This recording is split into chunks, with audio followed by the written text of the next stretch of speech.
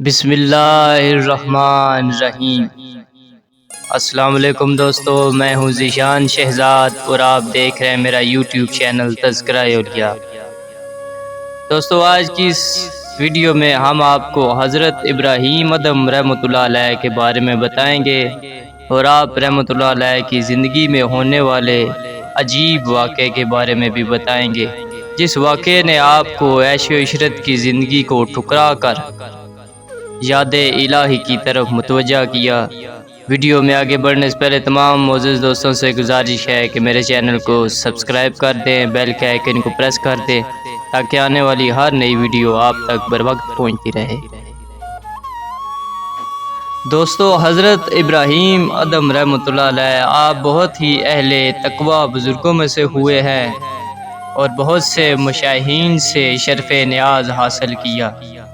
بہت عرصہ تک حضرت امام ابو حنیفہ کی صحبت میں رہے۔ حضرت جنید بغدادی فرماتے ہیں کہ آپ کو تمام علوم حاصل تھے جو اولیاء اکرام کو ہوا کرتے ہیں، اور در حقیقت آپ گنجینہ علوم کی کلید تھے۔ ایک مرتبہ امام ابو حنیفہ کی مجلس میں حاضر ہوئے تو لوگوں نے حقارت آمیز نگاہوں سے دیکھا، لیکن امام ابو حنیفہ نے سیدنا کہہ کر خطاب کیا اور آپ کو اپنے نزدیک جگہ دی۔ اور جب لوگوں نے سوال کیا کہ انہیں سرداری کیسے حاصل ہوئی، تو امام صاحب نے فرمایا کہ ان کا مکمل وقت ذکر و شغل میں صرف ہوتا ہے اور ہم دنیاوی مشاغل میں بھی حصہ لیتے رہتے ہیں۔ ابتدا میں آپ بلخ کے سلطان اور عظیم المراتب حکمران تھے۔ ایک مرتبہ آپ خواب تھے کہ چھت پر کسی کے چلنے کی آہٹ محسوس ہوئی، تو آواز دے کر پوچھا کہ چھت پر کون ہے؟ جواب ملا، میں آپ کا ایک شناسا ہوں، اونٹ کی تلاش میں چھت پر آیا ہوں۔ آپ نے فرمایا کہ چھت پر اونٹ کس طرح آ سکتا ہے؟ جواب ملا کہ آپ کو تخت و تاج میں خدا کس طرح مل سکتا ہے؟ یہ سن کر آپ خیبت زدہ ہو گئے، اور دوسرے دن جس وقت دربار جمع ہوا تھا تو ایک بہت ہی ذی جشم شخص دربار میں آن پہنچا، اور حاضرین پر کچھ ایسا رعب طاری ہوا کہ کسی میں کچھ پوچھنے کی سکت باقی نہ رہی،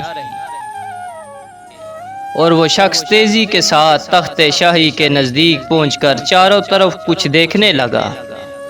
اور جب ابراہیم ادم نے سوال کیا کہ تم کون ہو اور کس کی تلاش میں آئے ہو، تو اس نے کہا میں قیام کرنے کی نیت سے آیا تھا، لیکن یہ تو سرائی ہے، اس لیے یہاں قیام کرنا ممکن نہیں۔ آپ نے فرمایا برادرم، یہ سرائی نہیں بلکہ شاہی محل ہے۔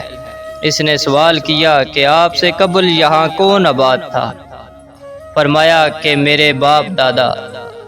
غرض کہ اسی طرح کئی پشتوں تک پوچھنے کے بعد اس نے کہا اور اب آپ کے بعد یہاں کون رہے گا؟ فرمایا کہ میری اولادیں۔ اس نے کہا کہ ذرا تصور فرمائیے کہ جس جگہ اتنے لوگ آ کر چلے گئے اور کسی کو ثبات حاصل نہ ہو سکا، وہ جگہ اگر سرائی نہیں تو اور کیا ہے؟ یہ کہہ کر وہ اچانک غائب ہو گیا، اور ابراہیم ادم چونکہ رات ہی کے واقعہ سے بہت مضطرب تھے، اس لیے اس واقعہ نے اور بھی بے چین کر دیا، اور آپ اسی کی جستجو میں نکل کھڑے ہوئے۔ اور ایک جگہ جب ملاقات کے بعد آپ نے ان سے ان کا نام دریافت کیا تو انہوں نے فرمایا کہ مجھے خضر کہتے ہیں۔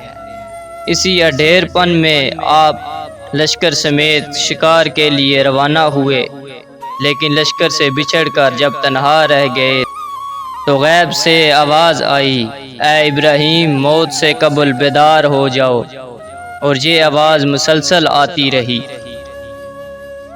جس سے آپ کی قلب کیفیت بدلتی گئی، اور پھر اچانک سامنے ایک ہرن آ گیا، اور جب آپ نے شکار کرنا چاہا تو وہ بول پڑا کہ اگر آپ میرا شکار کریں گے تو آپ خود ہی شکار ہو جائیں گے، اور کیا آپ کی تخلیق کا یہی مقصد ہے کہ آپ شکار اور سیر و تفریح کرتے پھریں؟ پھر آپ کی سواری کے زین سے بھی یہی صدا آنے لگی، اور آپ گھبرا کر اس طرح متوجہ الہی ہوئے کہ قلب نور و باطنی سے منور ہو گیا۔ اس کے بعد آپ تخت و تاج کو خیر آباد کہہ کر صحرا بصحرا گریہ زاری کرتے ہوئے نیشا پور کے قرب و جوار میں پہنچ گئے۔ ایک طریق اور بھیانک غار میں مکمل 9 سال تک عبادت میں مشغول رہے اور ہر جمعہ کو لکڑیاں جمع کر کے فروخت کرتے اور جو کچھ ملتا آدھا راہ خدا میں خرچ کر دیتے اور باقی ماندہ رقم سے روٹی خرید کر نماز جمعہ ادا کرتے اور پھر ہفتہ بھر کے لیے غار میں چلے جاتے۔ موسم سرما میں یخ بستہ پانی کو جس نے برف کی شکل اختیار کر لی تھی توڑ کر نہائے اور پوری شب مشغول عبادت رہے، اور جب صبح کو ہلاکت امیز سردی محسوس ہونے لگی تو آپ کو آگ کا خیال آیا اور ابھی اسی خیال میں تھے کہ ایسا محسوس ہوا جیسے کسی نے پشت پر گرم پوستین ڈال دی ہو، جس کی وجہ سے پرسکون نیند آ گئی۔